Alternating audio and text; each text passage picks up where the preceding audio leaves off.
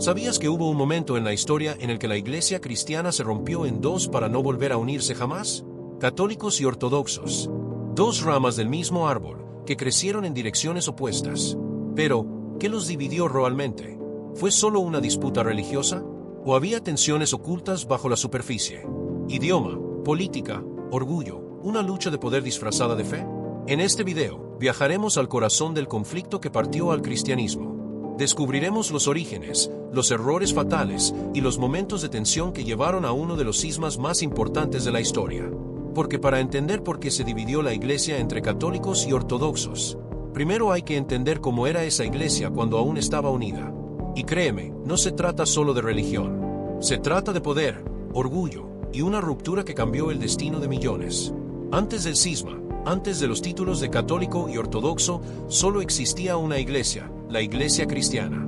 Una fe nacida en las arenas del Imperio Romano, expandida por apóstoles, mártires y creyentes que desafiaron al mismísimo César. En los primeros siglos, la iglesia se fue extendiendo por todas las provincias del imperio. Desde Roma hasta Alejandría, desde Antioquía hasta Constantinopla, los cristianos compartían una fe común, aunque con diferencias locales. Así nació la estructura conocida como la Pentarquía, 5 patriarcas que lideraban la iglesia desde sus respectivas sedes. Cada uno tenía autoridad sobre su región, pero en teoría, todos eran iguales en dignidad. Aunque, había una excepción, Roma, porque mientras todos los patriarcas eran importantes, el obispo de Roma era considerado el primero entre iguales. ¿La razón? Según la tradición, allí había muerto el apóstol Pedro, a quien Cristo le habría dicho: «Tú eres Pedro, y sobre esta piedra edificaré mi iglesia». Pero, ¿era esto un símbolo espiritual? ¿O una justificación para imponer autoridad sobre los demás? Aquí es donde empieza la tensión. Porque mientras Occidente empezaba a ver al Papa como el líder supremo, en Oriente no todos estaban de acuerdo con esa interpretación. Los cristianos del Este, especialmente en Constantinopla, creían en una iglesia más sinodal, más colaborativa. Para ellos, el Papa era un hermano mayor, no un emperador eclesiástico. Pero durante siglos, esta tensión fue contenida. No había unidad perfecta, pero sí comunión. Participaban en los mismos concilios, compartían credos, celebraban Pascua aunque ya con algunas diferencias y enfrentaban juntos a las herejías. Sin embargo, las semillas de la separación ya estaban plantadas. Dos mentalidades, dos culturas, y pronto, dos visiones completamente distintas de lo que significaba ser iglesia. A simple vista, ambos lados creían en Cristo, leían las Escrituras y compartían sacramentos. Pero bajo la superficie, Occidente y Oriente vivían en dos mundos distintos. En Roma, el idioma oficial de la iglesia era el latín, herencia directa del Imperio Occidental. En Constantinopla, la iglesia pensaba, debatía y oraba en griego, la lengua de los filósofos, del arte y de los primeros evangelios. Esta diferencia no era solo lingüística. En Occidente, el pensamiento era más legalista, estructurado, lógico. La fe se explicaba como un sistema de normas y jerarquías. En Oriente, la teología era más mística, espiritual, contemplativa. Se buscaba el misterio de Dios más allá de las palabras. Incluso la forma de celebrar la fe era distinta. En Roma, el culto era sobrio, centrado en la palabra y la autoridad del sacerdote. En Constantinopla, la liturgia era visual, sensorial, casi celestial, llena de incienso, canto y símbolos. También diferían en cómo se gobernaba la iglesia.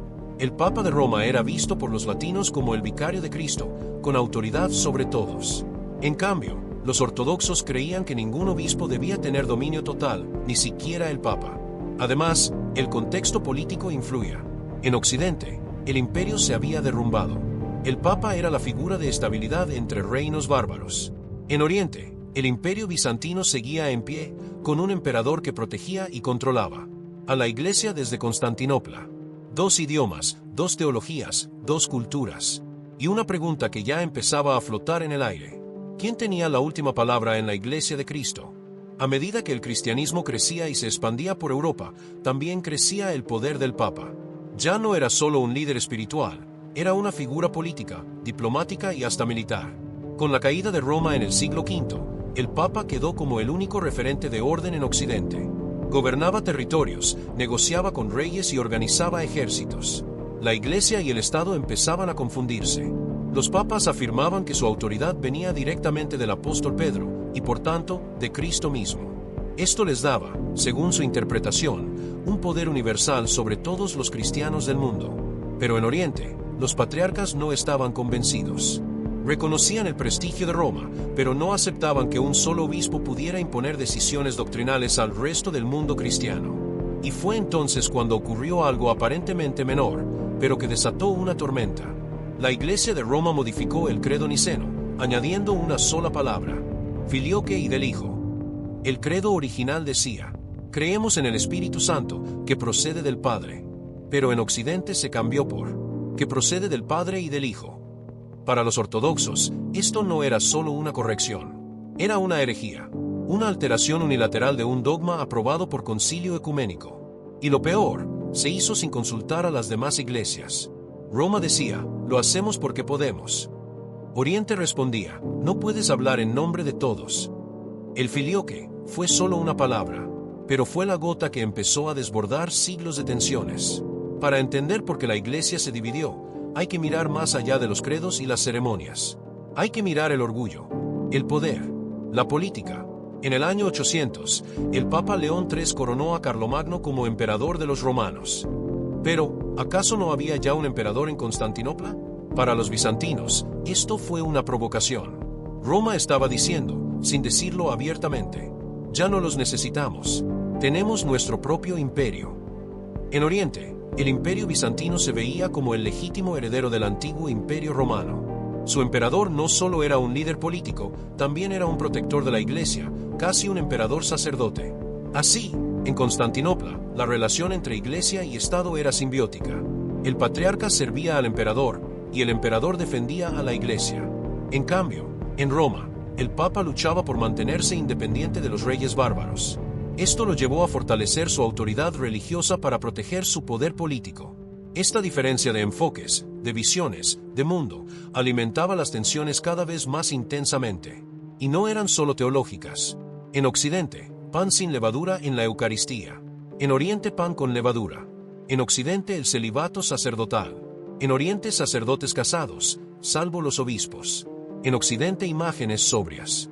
En Oriente, íconos venerados con devoción casi mística.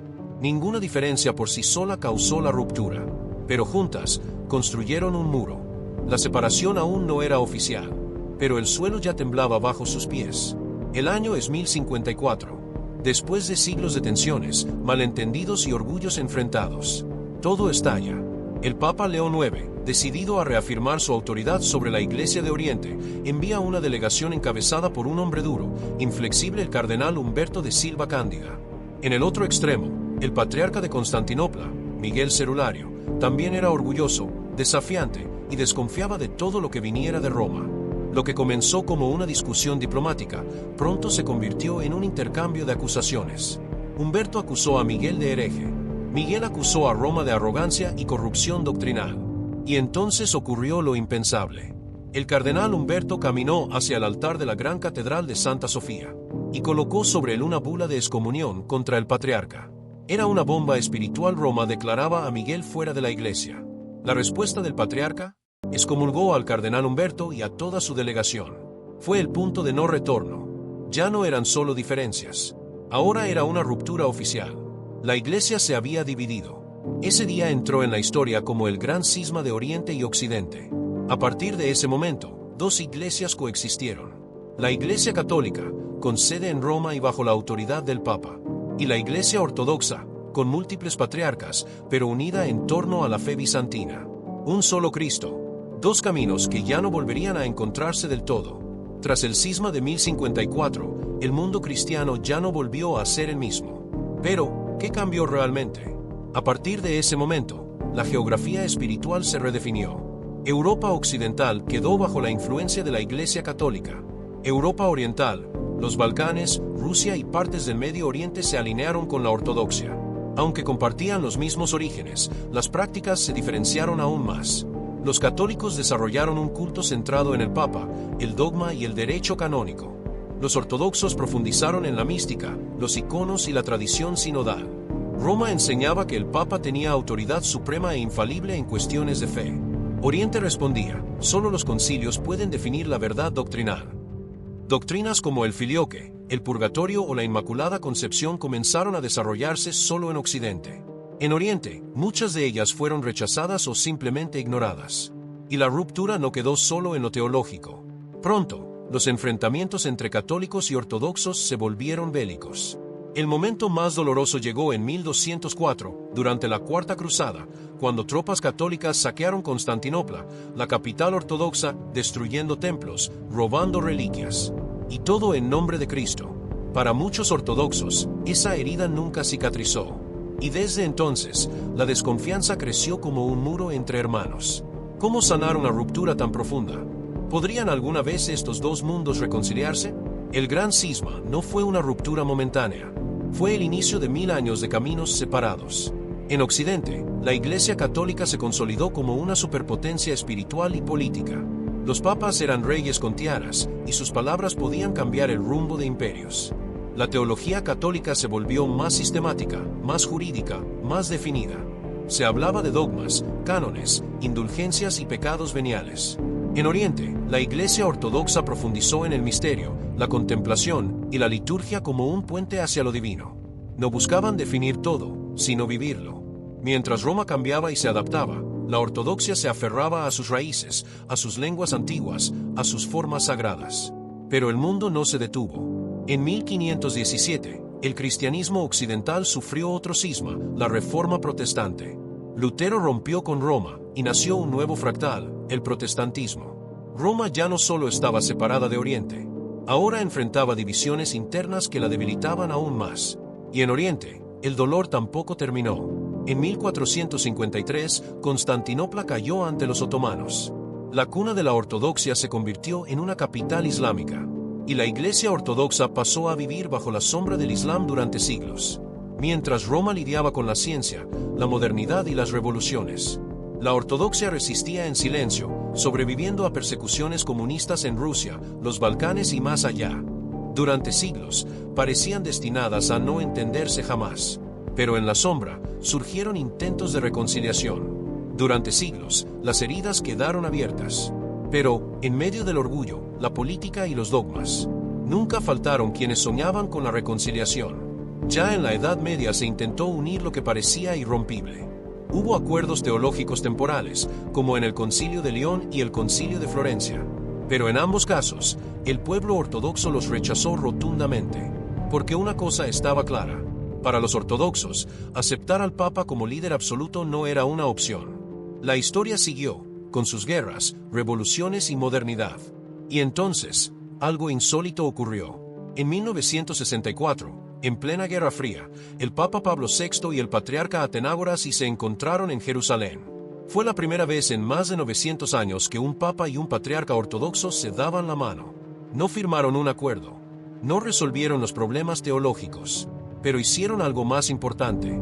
Abrieron el corazón. En 1965, ambos jefes espirituales levantaron las excomuniones de 1054. Casi un milenio después, el primer paso hacia la unidad fue dado. Desde entonces, varios papas han buscado tender puentes. Juan Pablo II visitó Rumanía y Grecia. Benedicto XVI habló de iglesias hermanas. Francisco se reunió con el patriarca de Moscú en un hecho histórico. Sin embargo, a pesar de los abrazos, las diferencias siguen vivas. El rol del Papa, el primado universal, las nuevas divisiones dentro de la misma ortodoxia. ¿Se logrará terminar ese puente? ¿O seguiremos caminando por caminos paralelos, sin cruzarse jamás? El cisma de 1054 no solo dividió iglesias, dividió imperios, civilizaciones, mentalidades. Desde entonces, el alma de Europa se partió en dos mitades. El oeste, latino, católico, racional, centralizado. El este, griego, ortodoxo, místico, sinodal. Esta ruptura no solo definió templos o liturgias, moldeó formas de pensar, de gobernar, de amar lo divino. En Occidente, la fe se volvió razón estructurada.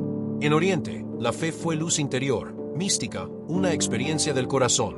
Hoy, vemos aún las huellas.